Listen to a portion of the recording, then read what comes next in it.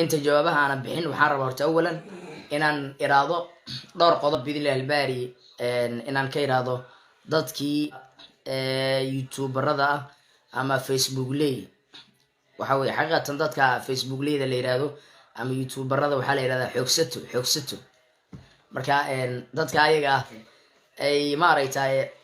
isku kala kicinaya ama beejajkooda youtuberka Lee Aadan Cali Lee Caato oo maalmihii ugu dambeeyay sheekadiisa inuu aad kaga hadlaynay isla markaana baraha bulshada lagu faafiyay in la sixray Lee Caato isaguna uu muuqaal silence ama aamusnaan uu soo dhigay barta uu ku leeyahay YouTube-ka ayaa hadda waxaa afka furtay Rusheeye Yare waxa uuna sheegay inay habboon tahay in loo duceeyo Liibaan Aadan Cali Lee Caato Rusheeye Yare waxa uu sheegay in Lee Caato ka mid ahaa dhalinyarada firfircoon isla markaana hamiga sare ka leh noloshiisa isla markaana mustaqbal ayatiin wacan uu rajeynayay hiigsigana uu wax badan ka lahaa noloshiisa haddaba Lee Caato ayaa maalmihii ugu dambeeyay noqday qof markaasi ay social media gaar ahaan ee youtuberadu ay aad u buunbuuniyaan sheekadiisuna ay aad kaga hadlaan horena waan idinkugu sheegnay Liibaan Aadan Cali markasta waxa uu nooga baahan yahay garab istaag iyo duco haddaba Rusheeye Yare waxa uu sheegay isla markaana uu la hadlay Liibaan Aadan Cali Lee Caato waxa uuna fariin ugu diray in Liibaan uu isquraan saaro isla markaana waxa uu sheegay inay habboon tahay inuusan niyad jabin isla markaana uu hore uga sii socdo mustaqbalka uu leeyahayna uu higsado Rusheeye Yare ayaa ku tilmaamay dadka buunbuuninaya arrimaha Liibaan Aadan Cali inay yihiin dad markaasi ka soo horjeeda noloshiisa isla markaana ku faraxsan xaaladda hadda uu ku sugan yahay Liibaan Aadan Cali Lee Caato dadku isla shaqeeyo ayuu ku booriyay inay ugu duceeyaan saaxiibadiisa si markaasi uu mustaqbalkiisa uu dib u kabsado maadaama Lee Caato maalmihii ugu dambeeyay dhibaato iyo xanuuno fara badan laga soo sheegayay Rusheeye Yare ayaa waxa uu tilmaamay sidoo kale in markasta ay sixirka hadduu yimaado iyo jinkaba ay habboon tahay in laga hortago quraan youtuberada Soomaaliyeed ayuu ku eedeeyay in marnaba ay ku mashquulaan howlahooda kaliya aysan soo xasuusan inay isquraan saaraan isla markaana ay isxijaabaan waxa uu tilmaamay inay habboon tahay markasta oo dhib kula soo gudboonaado isla markaana aad aragto caqabado inay habboon tahay in la isxijaabo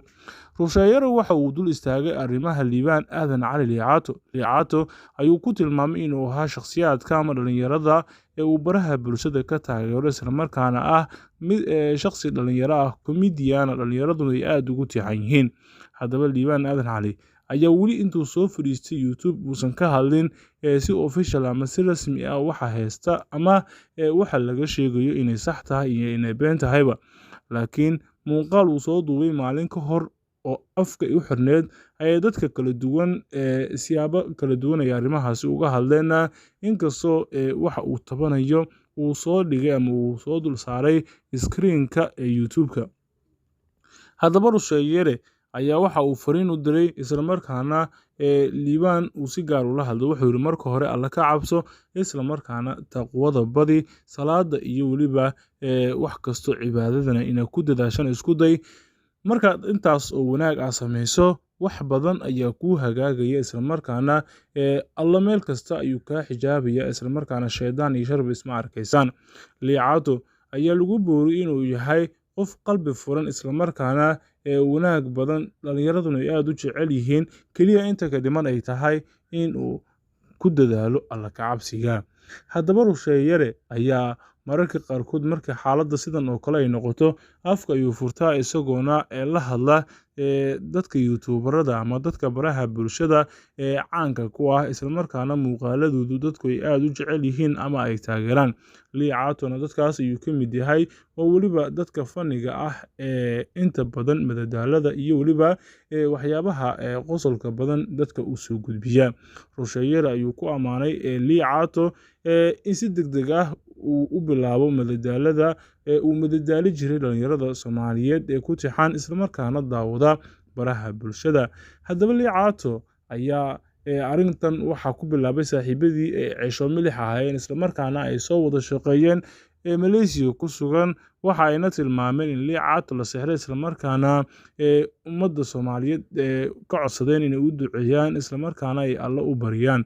haddaba Lee Caato ayaa markasta garabkiisa taaganahay waana rajaynaynaa in xaaladan adag ee uu hadda ku jiro uu ka bixi doono isla markaana dadku ay yihiin dad cadow ah aan waxba isu ogoleen qof horumar sameynaya ama qof noloshiisa ka fikirayana qaar baa ka xun oo weliba aan ku faraxsaneyn tillaabooyinka qofkaasi uu qaadayo. Haddaba Lee Caato dadkaasi ayaa helay, waana rajeynayaa inuu kasoo kabto dhibaatooyinkii iyo weliba mahadhooyinkii ay ku reebeen dadkaasi. Haddaba Rusheeyare ayaa ugu dambeyn la hadlay youtuberada Soomaaliyeed gaar ahaan Liibaan Aadan Cali Lee Caato, isagoona fariin u diray in ay markasta isxijaabaan wasqaadkana ay badiyaan. بسم الله الرحمن الرحيم الحمد لله رب العالمين والعاقبة للمتقين ولا عدوان إلا على الظالمين وصلي وسلم على رسوله الكريم سيدنا محمد بن عبد الله صلوات ربي وسلام عليه. يقول الله تبارك وتعالى: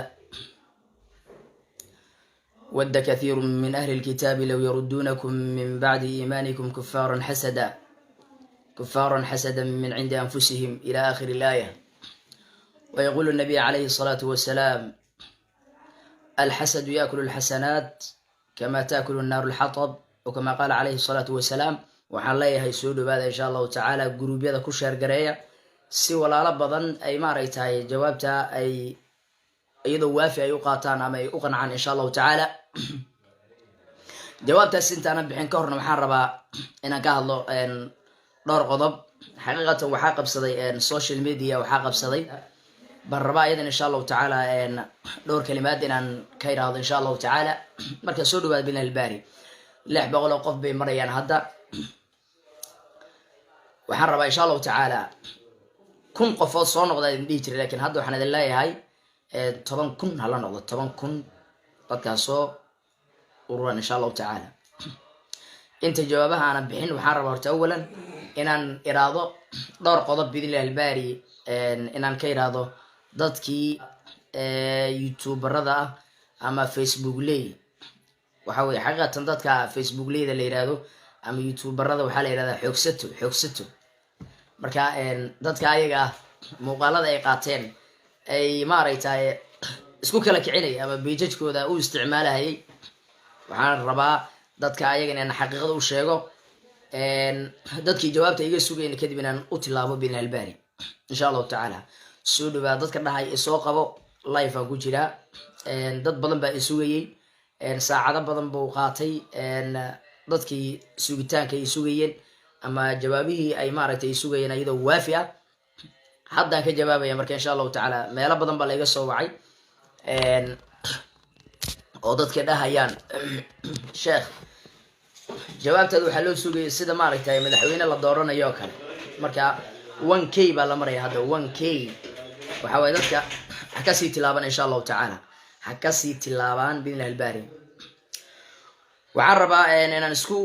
baraarujino awalan muslimiinta meel kastay joogaan cabsida ilaahay subxaanahu wa tacaala inaan isku baraarujino. maxaa yeelay wacdiga ha dheeraado ama ha gaabnaado wuxuu kusoo biyo shubtaa ilaahay subxaanahu wa tacaala. ha laga baqo dadka muuminiinta wuxuu ilaahay maaragtay uu kula dardaarmay cabsidiisii buu ilaahay subxaanahu wa tacaala kula dardaarmay. wuxuu leeyahay rabbi subxaanahu wa tacaala: yaa ayuha aladiina aamanuu ittaquu llaha xaqa tuqaatihi walaa tamuutunna ilaa wa antum muslimuun. marka alla ka cabsigaas baa la rabaa dhammaantinada inaan ilaahay subxaanahu wa tacaala ka baqno, weliba si dhab aan uga baqno. sayidina cali radiallahu canhu oo maaragtay kamid ahaa khulafaa urashidiin, alla ka baqa ama alla ka cabsiga wuxuu ku fasiray 4 shay. midda koowaad alkhawfu min aljaliil, ilahi subxaanahu wa tacaala in laga baqo. walcamalu bitanziil, kitaabka qur-aanka ilahay soo dejiyan lagu camal falo. walqanaacatu bilqaliil, inta yaroo adduunyada ilahay ku siiya inaad ku qanacdo. walisticdaadu liyowmi raxiil, maalinka dambe loo socdana in loo diyaar garoobo. waxaan rabaa marka waxaan uga hormarinaya hadalkayga ilaahi subxaanahu wa tacaala aan ka wada baqno. kamaadan noqon qaladkaagina ma aadan qiranin, laakiin maanta insha allahu tacaala waxaan soo hormarin doonaa cododkaagii baan soo hormarin doonaa biidnillahi albaari. cododkaagii baan maanta soo hormarin doonaa. marka koowaad cod koowaad baan soo bandhigi doonaa. mar labaad codkii labaad baan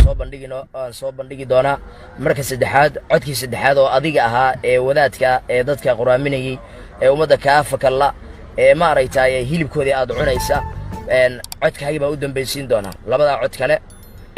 waxaan usoo hormarinaya wax kale ma ahan. waxaan ugu talagay adigu inaad ku cibro qaadato. haddaadan ku cibro qaadaninna waxaan soo bandhigi doonaa codkaagii oo rasmiga ahaa marka u dambeydana waxaan soo bandhigi doonaa videogii ee aan isla ogeyn anigii adiga iyo maaragtay raggii kale ee markaa goobjoogga ahaa baan soo bandhigi doonaa haddii aadan ka waantoobin ama aadan qaladkaaga aadan qiran ama aadan raaligelin ka bixin waxaa ballan saaxiibayaal Xamar Cadda TV aad naga daawanaysaan haddii aad inagu cusubtiina subscribe dhaha gambaleelkan furta si ay idin soo gaaraan waxyaabaha xiisaha badan markaasi aan soo dhigno haddii aad hore inoola joogteen madaxaad inoo saarantiin saaxiibayaal dhaliil amaan bogaadin talo iyo tusaale haddii aad inoo haysaan qaybta comment inoogu reeb waan idin akhrin doonaa